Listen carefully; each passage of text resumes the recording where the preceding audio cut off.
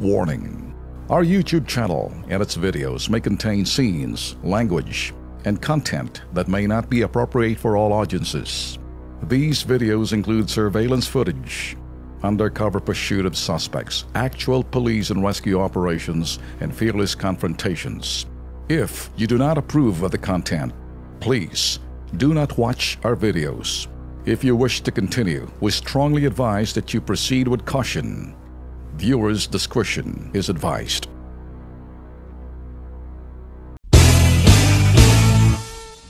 Ready na ho ba kayo mga boss? Pag-usapan ho natin. Okay, baba na ho natin ang music dito para medyo hindi kayo ma-distract, no? Anyway, first, you all know na doon ho sa nangyari, doon sa interview ho kay Sunny T. I'm not gonna say anything anymore na medyo baka dadagdagan ko pang inyong pagka-buisit. Alam ko kasi maraming buisit. But you know what? Sabi nga ni Sunny T, successful daw siya sa ginawa niyang paglabas doon sa BBC, sa interview sa kanya. Ayun ho sabi niya, well, good publicity or bad publicity, still a publicity, doesn't really matter. Basta't importante, you were able to get into that forum. Alam ho kasi, shopping forum lang naman ho talaga si Sunny Trillanes eh. Ako ho kasi sabi ko nga kahapon sa aking live stream kahapon sa bahay lang, umuulan, saan po kayo kumukuha ng kapal na mukha? Sabi ho niyan ni President Noy. Pakiulit, ano mga, sige lang. Saan po kayo kumukuha ng kapal na mukha? Yan ang tanong na ito ho'y tanong ho ni President Noy. Kaya lang pagdating ho sa akin, saan ka ba kumukuha ng tibay at sikmurat laman loob na hindi mo alam ang iyong pinagsasabi kahit na ikay pinagtatawanan, ewan natin kung nakakatulog ka ba sa gabi or masaya ka sa ginawa mong kalokohan or talagang sinadya mong lumabas na parang eng-eng na hindi mo nalalaman but you just gonna have to make yourself look good even though you're hurting inside. I know how it feels para doon sa mga taong covering things up in order for them not to be, sabihin na natin, exposed. But you know what? Sometimes you just have to be honest that when you screw up, well, some people say, if I were to screw up, ayusin mo nga tandali ito, ikaw ka naman, nakakain ka na naman ng fried rice, hindi mo na ayos to. Sige, okay, then, tanggalin mo doon, yan. Sinira mo tuloy yung ating live streaming. Okay, sige, okay, pakiayos ng konti. Yan. Huwag nang matumba yan, ha?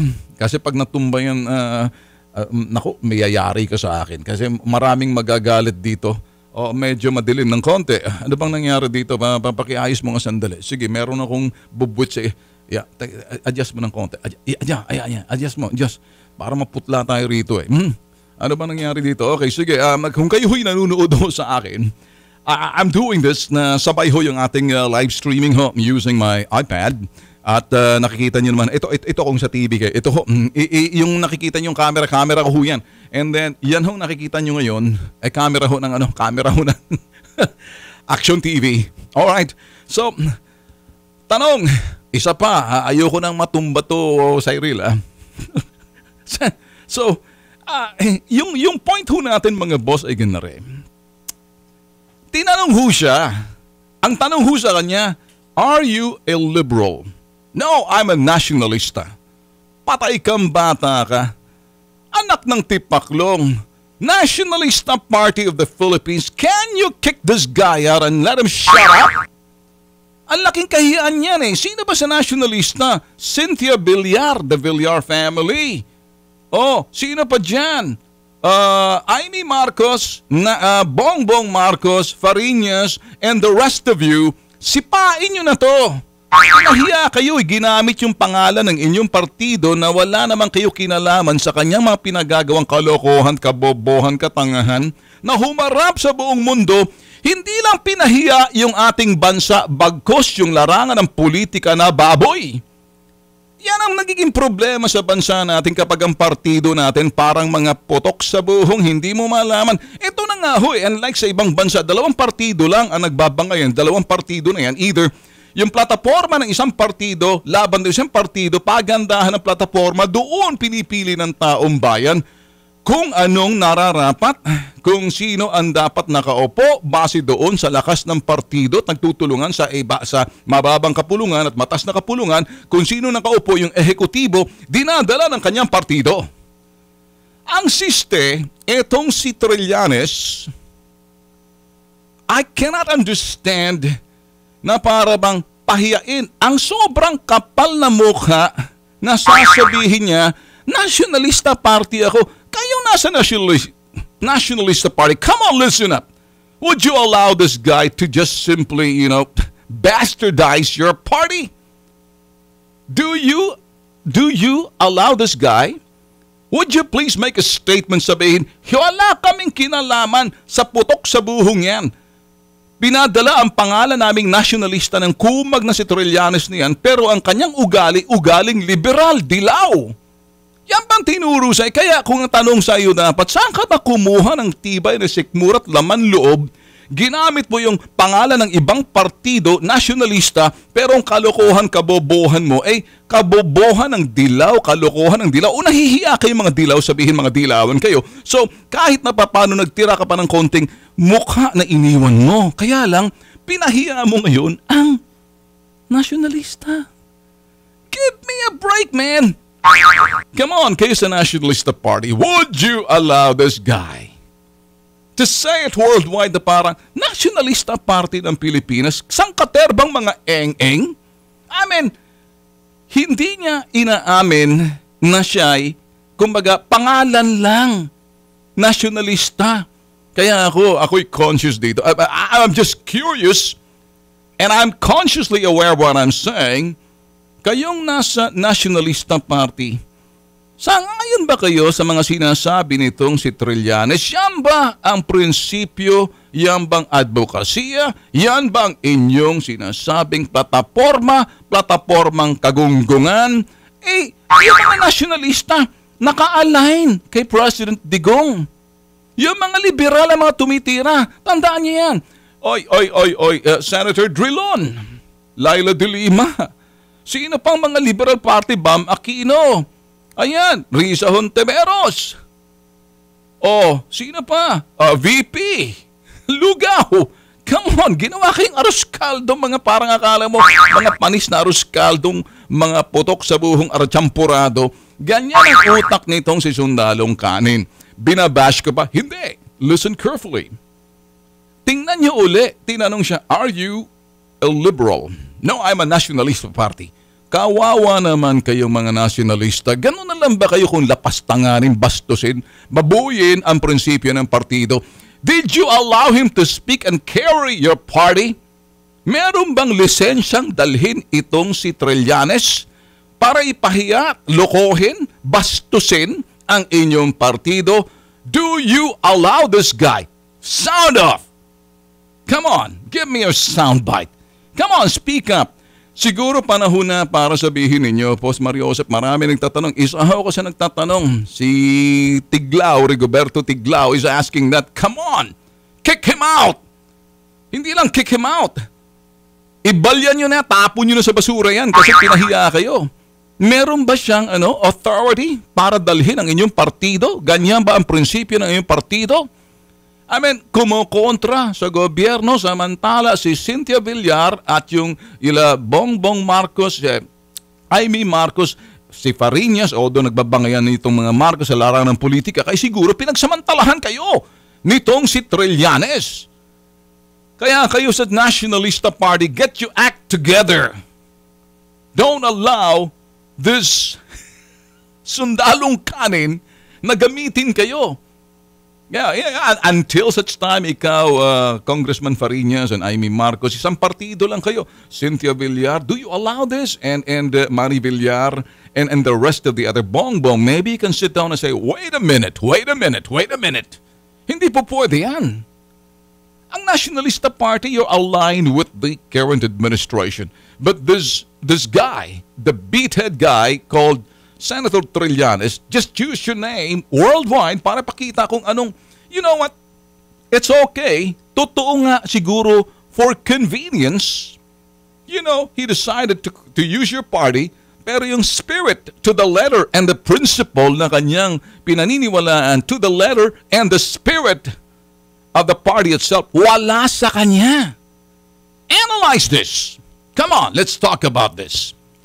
Mga bossing, sino man ang mga political science student, journalism student, you're now watching and you're now listening to me, kahit sino in the world of academia and a political science student, every political analyst, analyze this.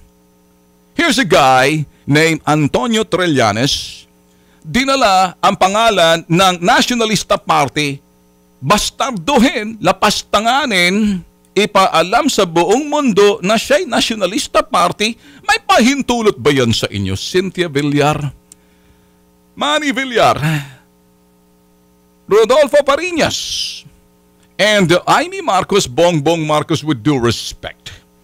Maybe nagulat kayo, maybe naisahan kayo. Siguro ba kunin nyo ng mga sapatos niyo, sabay-sabay, sapatusin nyo sa ulo yan si Trillanes ang pagpagdala ng inyong pangalan ng partido para pahiya. You know what? I could have said, kung ako kay Trillanes, tanong doon sa kanya, are you a liberal? I could have said, you know, I'm with the Liberal Party, but my thinking is aligned with the Liberal Party, the yellow. There's nothing wrong. You know what? He doesn't want to be called. Pag sinabi kasi, you're a yellow, duwag ang ibig sabihin noon. And that's just the dramatic expression. Hey, stop being a yellow. Trillanes, stop being a yellow. Now accept that you're a yellow. Do not bring the name of the Nationalista Party because you're not. You're not embracing the principle to the letter. The Nationalista Party. You're a liberal. You're a yellow. You just don't have the balls to say it. You're a coward. Come on, the next time, umamin ka. E ngayon, napapahiya yung liberal dito. I'm sorry, napapahiya ang Nationalista Party rito. Ang mga liberal nagpipista, as long as hindi nyo kami ginamit yan sa kahiyaan mo, Antonio Trillanes, okay lang. Gamitin mo ang Nationalista Party para wag naman kaming magmumukhang mga eng-eng. Sinong panalo dito? Panalo dito ang liberal, the Yellow Party, the Jaundice Party, because naisahan nila ang Nationalista Party. You guys at the Nationalista Party, are you gonna sit down and just take it to the chin? Are you gonna take this sitting down and doing nothing? Come on, make a public statement. You don't allow a yellow senator called Antonio Trillanes to bastardize the name of the party because that is not the principle of your party. Maybe the guy doesn't have the balls. He doesn't have the testicles and the balls to say, listen, I'm, a nationalista, but for now, I think I'm more of a liberal. Ang problema, duwag eh.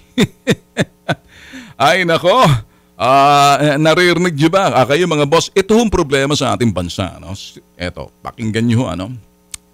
Sa dami ho ng partido sa ating bansa, marami ho kasi mga nag-o-over-debakod na mga trapo. Yung iba naman, hindi naman talagang politiko, panggulo lang lamang, kapareho ni Trillanes, Alejano, for convenience, para mapasama sila na wala naman talagang mga laman mga utak nila.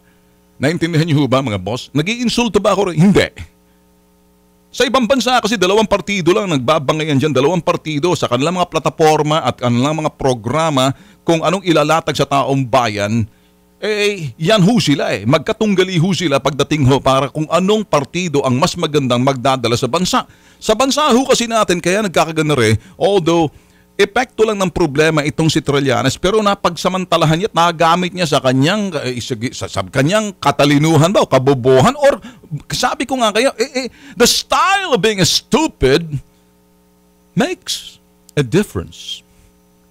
You know, stupid makes senator and their style, attracts attention.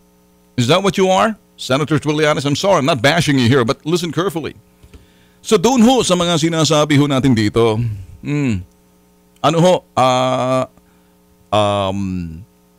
sa akin ho kasi, kung ano man nasabi ni Senator Trillanes, ay nasa sa inyo na ho kung patatawarin nyo na lang at intindihin, unawain nyo na lang.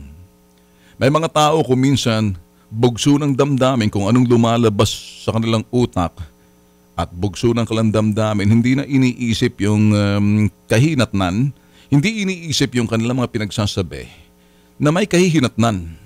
Yung kahihinatnan, hindi lang nakikita na sila'y pinagtatawanan at ginagawang isip ng tao, kulang-kulang. Nagra-rhyme, hindi ba? At sa kanilang kakulangan, maaring sinasadya or talagang estratehiya. Ang kanilang kakulangan na hindi mo naman pwedeng sabihing bobo, trying hard ho siya nung kanyang pagpapaliwanag. Ako ho kasi pag tinignan mo natin, everybody is just laughing at it. Napansin niyo ho ba? Okay. Ako naman ho kasi, kayo mga dilawan. Okay, sige. Nakascore kayo dahil naisahan yung Nationalista Party. At ang Nationalista Party, sa kahinaan ng Nationalista Party, magigiba kayo mga tiyong, mga bossing dyan. Huwag niyong hayaan ang sino man, mga putok sa buhong politiko, na gamitin yung inyong pangalan ng partido pero nandoon ang kanilang puso sa dilaw na partido. Hindi na lang kayo naging dilawan. Sino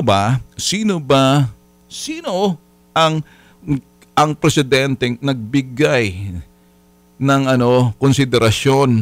Hindi ba si Noynoy? Nakikita nyo? Kung ikaw talaga itong si Trillanes, kung may prinsipyo to, siguro kung may prinsipyo ka pang natitira o baka nakalimutan mo na baka may sakit kang selective amnesia, Trillanes. Siguro, think again, nasaan ka ba? Ano ba talaga ang puso mo, liberal or nasyonalista? Kayo naman na sa nasyonalista, pakinggan nyo itong aking mga sinasabi. Baka hindi nyo kasi alam na ginagamit kayo at paggamit sa inyo, nababastardo kayo. So kung maaari lamang, pag-isip-isipan nyo, you come up with a statement in the public and say something. Kayo ba isang ayon sa mga sinabi ni Trillanes? Yan bang pagsasalita ni Trillanes personal na kanyang pananaw o yan ang pananaw ng partido kasi nabanggit niya ang partido nasyonalista? Linawin natin dito. Kayo ba Senator Villar, Cynthia Villar, Manny Villar, Amy Marcos, Fariñas, Bongbong Marcos, yan bang pananaw ni Trillanes na yan? Ganun ba ang pananaw ng inyong partido? O nagsasalita si Trillanes, sarili niyang pag-iisip? Or ito naman si Trillanes, nagkudeta na naman. Nagkudeta na naman siya dyan sa inyong partido na, kumbaga, para kayong pinukpok ni Trillanes sa inyong mga ulo na hindi nyo nalaman. Matagal na yun Make a statement. Sipain nyo na si Trillanes sa inyong partido para nang sa ganun, hindi kayo napapahiya. Napahiya na kayo You know, silence is an acceptance that he is and you want him there. Ano ba to si Trillanes? Secret weapon nyo ba to? Sinadya nyo ba talaga to? Or talaga kayong, ang Nationalista Party ba, playing safe? Opportunistic ba kayo? SOB, opportunistic SOB pa kayo? Opportunistic sons of... Alam niyo ba? Kasi may oportunidad dito na para sabihin nyo, wala kaming kinalaman dyan sa putok sa buhong pinagsasabi ng asong ulol na yan. Hindi namin tanggap, hindi namin prinsipyo yan. Tingin namin gumagandang ekonomiya, kami working with the government, hindi namin ginigiba ang kasalukuyang administrasyon na ang namumuno ay isang President Rodrigo Duterte, hindi President Benigno Aquino X-Bax Jr. Naintindihan niyo ba? So ngayon, if you don't say anything, it's tantamount to saying you stand by what Trillanes just said. He is a nationalista party member. Kung inaayunan nyo yan, ang tawag ko sa inyo, mga traidor kayo sa nationalista, which I don't think you are. You're supportive of the president. You're supportive of this administration. Trillanes is not. He keeps hitting. He keeps going around the globe. Sa ICC, they're out there. Unified sila mga dilaw to come up with different forums na pupunta sila kung saan-saan. Doon nila sinasabi ang kanilang mga ewan kung anong nasa utak nila, kung anong laman ng utak nila, kung anong bugso ng damdamin nila para lang makapagsalita. It's time that you make a statement. Kick Trillanes out! Magbabalik ko kami. Stand by. Okay, nagbabalik na ho ang Bitag Live. Baba na ho natin ang music. Baka mamaya magalit ho sa atin YouTube. By the way, napansin nyo ho na nag-jacket na ho tayo ng lamig ho rito sa loob. Kaya medyo wag nyo na, kung kayo ay nanonood ngayon na live stream, I decided to just wear my blazer. Anyway, kamusta ho kayo mga boss? Let me know kung saan ho kayo parte ng mundo nanonood ho sa amin. I really appreciate it. You'll tell me where you are. So make it part of my analysis and a profiling, kind of like sourcing out the topics because it helped me. It really helped me a lot. Ito ho'y nakakatulong ho sa amin. Hindi lang ho sa amin, pati ho yung sa aming mga guide ho namin. And let me know exactly pagdating ho doon sa mga lugar ninyo kung saan kayo. And it not only that you're telling me good morning, how are you? Tell me, yung comments ninyo doon ho sa mga napapakinggan niyo ho sa akin. I'd like you to be more, well, sabihin na natin, engaging and participating in the topics na mga dinidiscuss ho natin dito. Linawin ho natin yung mga boss, ha? Okay? I do appreciate na binabati-bati niyo ho ako, pero mas maganda ho siguro. Tell me anything. Nawawala na tayo ng boses, ha? Medyo sa lamig siguro. Randy, ha? Susunod, hinaan mo to, ha? Kahit na ako medyo nawawala ng boses, hindi ako mag-excuse me. Naintindihan naman siguro, ano? No excuse. No po. Alam niyo ho kasi hindi ako marunong maggamit ho ng salitang po o ho. And I would consider myself doon ho sa iba, sa age ko na ho kasi, marami ho kasing mga karamihan ho sa ating mga broadcasters, may mga po, may mga oho, po, ho. Ako ho kasi, the respect is on the basis of, doon sa doon sa atin naniniwala ako dyan, tinuturuan ko rin yung anak ko. But wag nyo na ho akong pansinin kung sakaling pinupuna ho kasi kung minsan ng iba, ano ka ba, wala ka ba man lang respeto, Mr. Tulfo, na hindi mo kami pinupo. Hindi mo kami sinasabing ho, opo. Opo, sige, kung ganun na lang ho siguro. Sige, okay, sige. Alright, diretso ho tayo rito mga boss. Okay. Eto ho yung mga sinabi ho ng iba rito. Si Desdoy Baybalan. Kapal na mukha ang balat ng kalabaw. Sabi mo, easy. Si Daniel Pascua, ay nako, talampakan na raw yung kanyang nilalagyan ng utak. Easy. Katniss Mackinjay. Idol, tutulog na sana ako kasi maaga ang gising ko. Going to work tomorrow. Pero di po makumpletong gabi ko kapag hindi kita napapakinggan. Love you, Idol. Thank you. And si Delmar Mercado, sabi ho rito mga boss, I'm reading everything. Send me your message. Ay bugok, easy, nonsense ang pinagsasabi. Ika nga, salitang Arabo, mapi, watching from Kuwait. Si Arlene Kawata, Sir Ben, blessed morning po. Si Trillanes na hard talk tuloy. Ibig sabihin, manigas out. Na hard talk dito, hindi ho yung liberal, yung akin ho kayo, nationalista. Pag wala hong sinabi ritong nationalista party, kayong tinamaan, kayo nabukulan. Nasalba, kumbaga. Bong Maceda, tama. Ay, nako, sabi ho, dilaw, si Trillanes. Si Valvons, liberal equals willing to respect or accept behavior or opinion different from one's own, or open to new ideas. That's supposed to be the definition, the real sense of the word. In the world where Trillanes lives, ewan natin kung anong definition niya. Kick Trillanes out, sabi ni Jasmine Enis Hidalgo. Yeah, sabi si Jerry Estrada, dapat ituloy ni Senator Soto ang ethic complaint about Trillanes tsaka sibak agad. Easy. Si Bong Maceda, sabi ng gano'n, tama, kick him out even in the Senate. Si June Marquez, nako, I'm sure di pabor yung mga member ng NP sa utak ni Trililing. Easy! Easy! Mga boss, kaya lang ho natin pinag-uusapan dito. Linawin lang ho natin dito. Ang partido ho kasi, kinibibilangan mo, mahalaga. Maliban na lamang kung ikay trapot, pinagsasamantalahan mo lang basta't importante, mapasama ka at mapabilang ka sa Senado ng alang partido, mersenaryo ang tawag ko dyan. Do you agree with that? If you don't have any party, and you're not accountable to your party, and you're accountable to yourself under the guise or under the mantle that, you know, my interest to the country is but most important than blah, blah, blah. Yan yung mga sinasabi ng mga balimbing.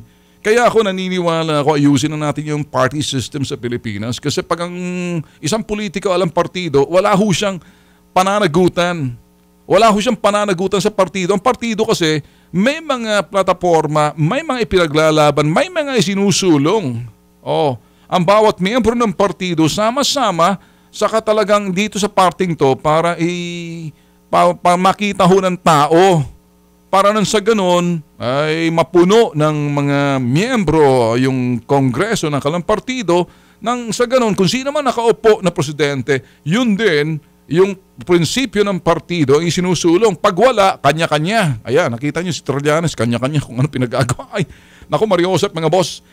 Anyway, eto, balik ho tayo sa Pinas. Dito tayo ngayon sa Pinas. Alam niyo mga boss, marami ho talagang etong mga towing companies. Itong mga potok sa buho mga towing companies. Siguro hindi niyo pa na-experience to, pero ako magsasalita ho rito para malaman niyo mga boss, Pag hindi ho talaga na-implement ho ni Danny Lim ng MMDA, ang isang pamantayan lang ho na across the board sa lahat ho ng mga syudad dito ho sa Metro Manila, na yung hong pamantayan ho na paano ang isang sasakyan pag tinaw mo. Meron hong pamantayan siya. Ang problema ho kasi yung mga mayor issue indiscriminate issuance of permit and yun ho sa mga towing companies within their jurisdiction. Na ito ho mga tulisang putok sa buho na tama sana ng kulog at kidlat.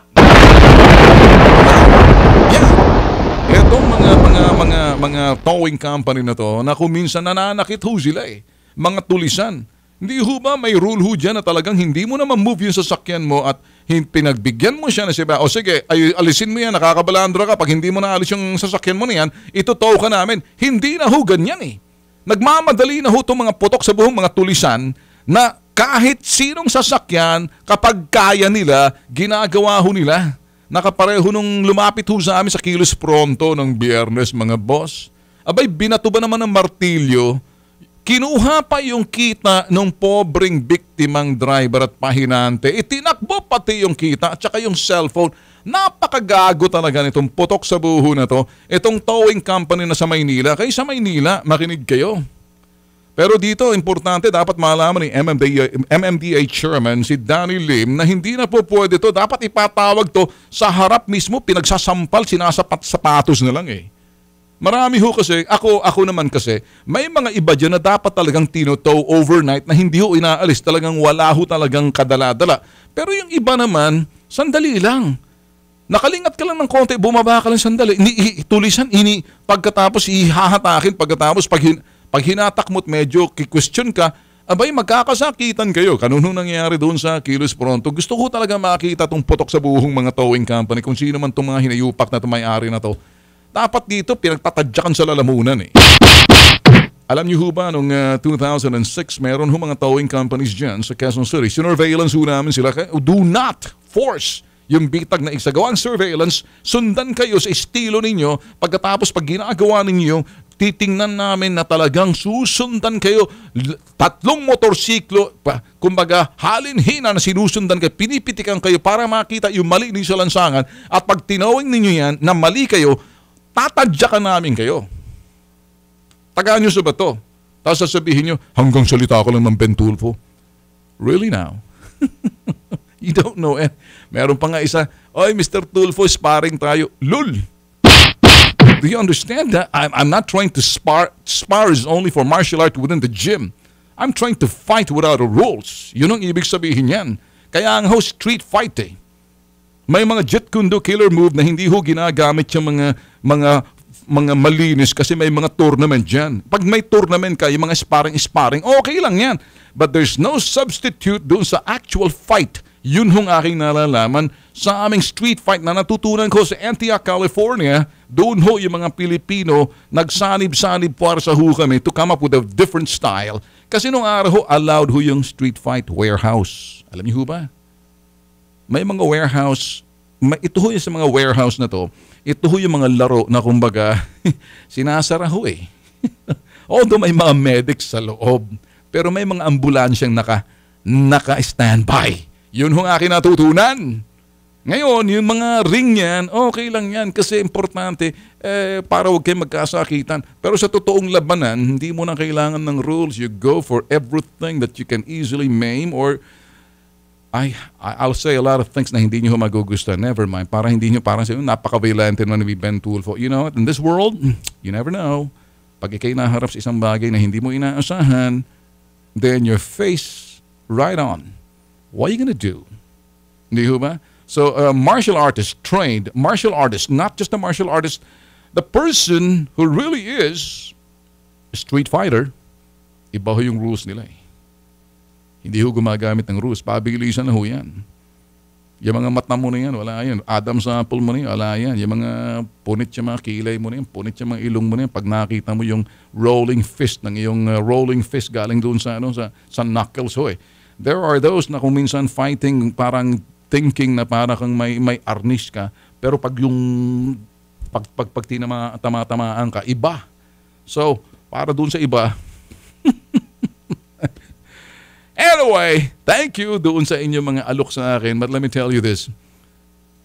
If you really are serious, come to my office and give me diretso ka don't send me all this. Punta ka lang sa opisina ko, sabihin mo, boss, pwede ba tayo mag-spar? Doon mismo, hindi ka nalalabas dahil sasampulan agad kitang putok sa buho ka eh. hindi ako pumapatol sa mga invitations. Just do it! Kung makita mo sa labas, subukan mo ako. Ganun lang kasimple. Wala na maraming, there's no rules, so I'll have more reasons to defend myself. To defend myself! You know? Si Jesse Lamacuas, idol, dapat mag-resign yung Trillanes. Huwag ginawa kundi manira. Wala nang ginawa kundi manira. Bulag ba talaga mga tao? Yan, napakalaking trapo sa Senado. Easy. Mm-hmm. Mercenary politician. I like that. Noli-boli. Easy. Sabi ko, pag wala kang prinsipyo, ano ka, mersenaryo ka. Nasaan ang kinabibilangan mong partido?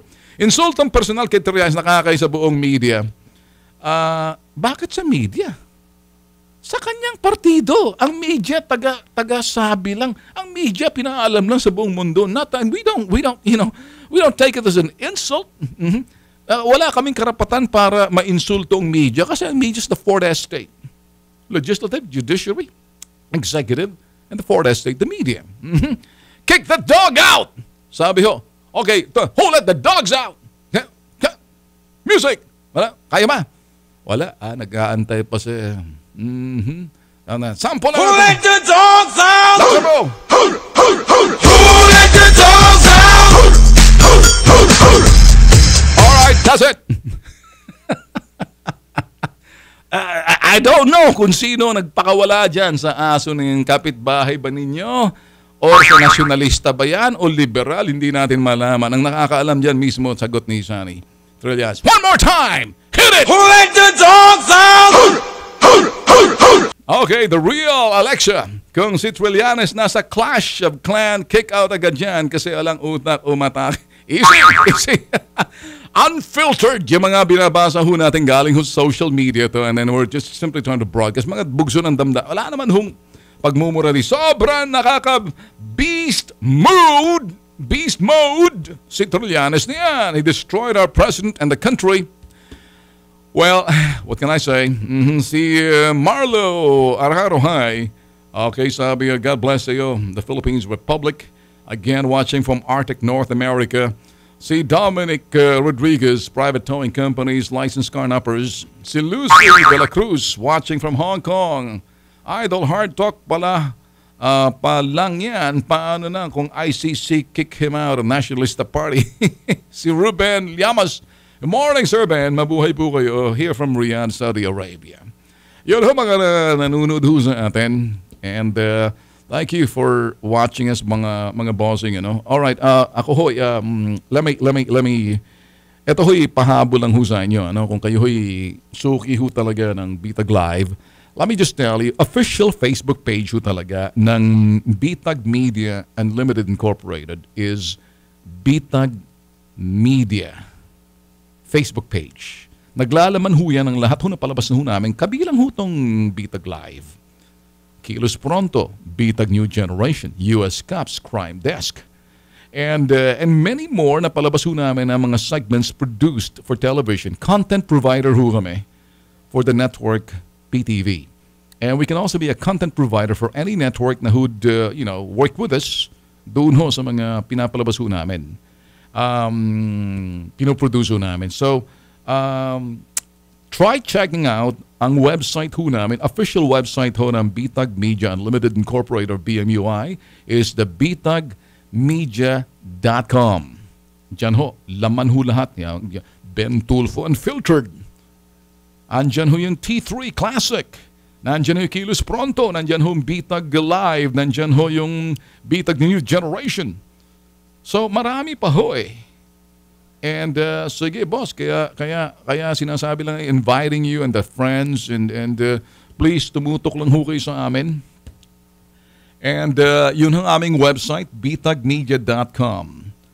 Ang Facebook page ho namin for official is Bitag Media for the Bitag Media Unlimited Incorporated company ho namin yan. Itong Bitag Live is a show, but at the same time, ginagamit na ho ni Ben Tulfo as, kunyari, pag wala ho akong magawa sa bahay, nagla-livestream na lang ho ako roon.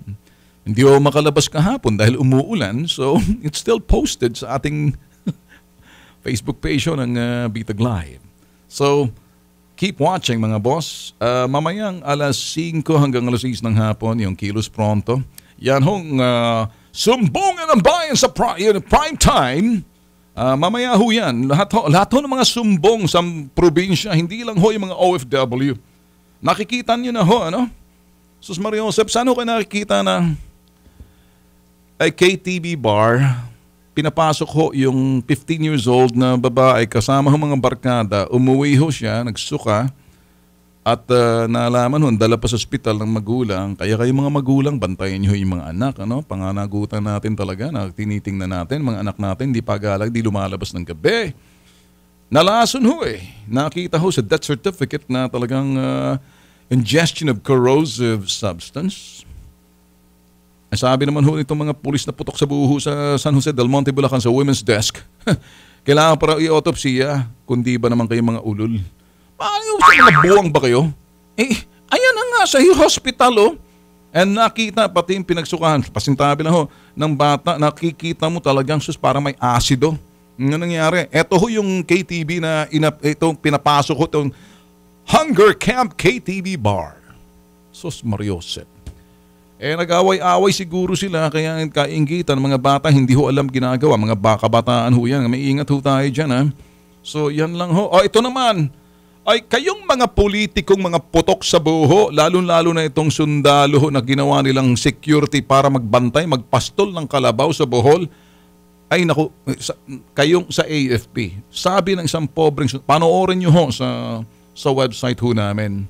Yung sundalo ho na umiyak ho sa amin kasi tinanggal ho yung serbisyo, nagpaputok ho siya ng warning shot doon ho sa pagpasok sa, eto ho yung binabantayan yung lupain ng politiko sa Bohol na kamag-anak daw ni Governor Chato. Ito namang company commander, the company commander and the battalion commander, nilagay yung sundalo tapos tinanggal nila nung paputok. Sabi niya, sir, may pumasok sa sundalo. Nung bandang tinanggal nila, alam niyo ba boss ang ginawa? Sabi ng sundalo, ilaban niyo na lang ako sa Marawi, ilaban niyo na lang ako sa gera, sa kung saan parte ng Mindanao. Wag naman yung ilagay niyo ako dyan para magpastol ng potok sa buho mga kalabaw ninyo. Pagkatapos yung kalabaw na parang kumbaga, umiiyak ho yung sundalo, naawa ho kami. Insulto ho sa inyo sa AFP that you allow a soldier to become parang pastol, babantay ng kalabaw. Nakikinig ba kayo AFP? Magagalit sa inyo si President Duterte niyan. Pag nalaman niyan, mga putok sa buho, mga politiko kayo, Kayang bumili ng mga lupaing milyones, pero hindi nyo kayang kumuha ng security guard, mga pendeho kayo. Tapos kukuhan pa kayo ng mga sundalo. Sundalo natin yan para bantayan ang bansa, para doon. Sabi nga, umiyak, sabi niya, mabuti pa sir siguro ako, namatay na lang lumaban sa Mindanao, sa Marawi, kung saan man yan. Kaysa naman tanggalin man lang ako, tapos ginawa ko naman trabaho ko, tapos tinanggal lang ako, ginawa lang pastol. Hindi ho ba tama yun? Mariosep talaga. Ay naku, marami pa ho kayo malalaman mga istorya ho dyan sa Kilos Pronto dahil kami ho yung opisyal na sumbungan ng bayan sa prime time. Ala ho kaming sinasanto kahit sino. Kasama ho natin si Tool Erwin dyan. Tool Erwin Tulfo, si Alex Santos, myself. See you later. Adios.